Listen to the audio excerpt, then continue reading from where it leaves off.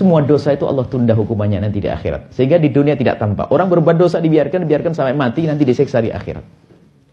Kecuali durhaka kepada orang tua. Yang durhaka kepada orang tua akan diberi oleh Allah hukumannya di dunia sebelum di akhirat. Hati-hati.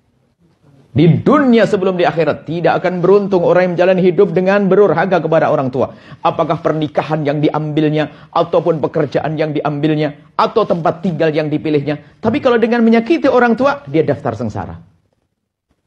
Tidak akan bahagia orang yang menyakiti orang tuanya, durhaka kepada orang tua. Biarpun ditolong oleh 1000 pertolongan, manusia, raja yang menolong.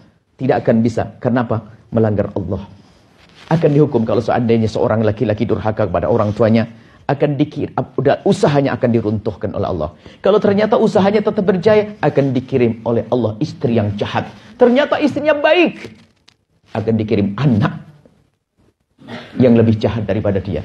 Ternyata anaknya baik, tunggu, akan ada kezaliman yang datang kepadanya nanti. Sebab kalau durhaka kepada orang tua harus dibalas di dunia sebelum di akhirat. Kalau Anda ingin menemukan keindahan dalam hidup, mulailah dari berbakti pada orang tua. Baik-baik dengan orang tua.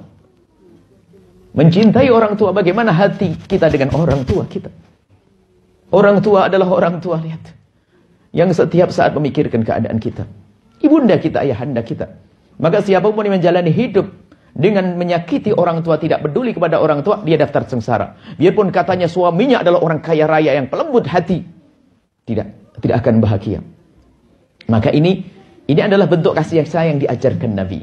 Sehingga di dunia pun indah kita dengan ibunda kita, indah dengan ayahanda kita, indah.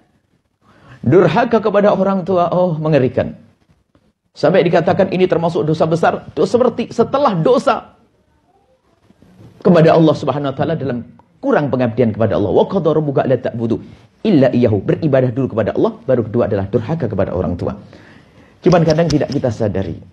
Kalau secara akal semuanya tahu kok. Kalau seandainya ada ujian di kelas bagaimana hukum berbakti kepada orang tua, semuanya menjawab hukumnya wajib. Bagaimana hukumnya ngomong kasar sama orang tua, hukumnya dosa. Itu kan ilmu di otak kita. Akan tapi sudah ke hati kita merasakan ilmu itu, sehingga kita bisa menjadi orang yang lembut kepada ibunda kita. Sampai dikatakan oleh Rasulullah bahwa jika engkau berbicara dengan ayahandamu atau ibundamu, lalu engkau dekatkan mulutmu ke telinganya sehingga beliau tidak perlu menengokkan kepalanya kepadamu, itu lebih bagus daripada jihad di jalan Allah. Ngomong sama orang tuanya teriak-teriak, model apa ini? Ahli sorga model mana itu? Kalau seandainya ibundamu dan ayahandamu berbicara, coba segeralah bergegas untuk mendekatkan telingamu ke bibir ibundamu, sehingga ibundamu tidak perlu mengangkat suara. Beliau sudah sepuh, sudah tua, indah.